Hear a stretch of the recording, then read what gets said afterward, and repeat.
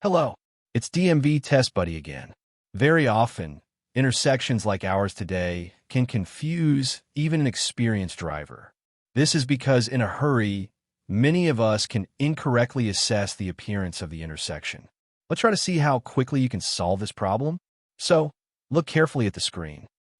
Are you required to yield to a passenger car when turning right? A.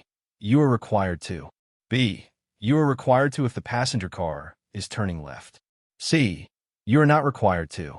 I give you 10 seconds to answer this question.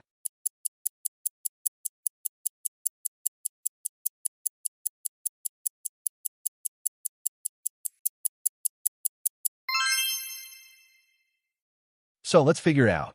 In order to correctly solve this problem, it is very important to correctly assess the intersection. In some situations, everything may look different than it actually is. Here we see two passenger cars that are about to make a maneuver at the intersection. Our car is turning right, while the oncoming car is about to turn left. On the screen, we see priority signs, and this can confuse even an experienced driver. The whole point is that the intersection we see is regulated not only by priority signs, but also by a traffic light.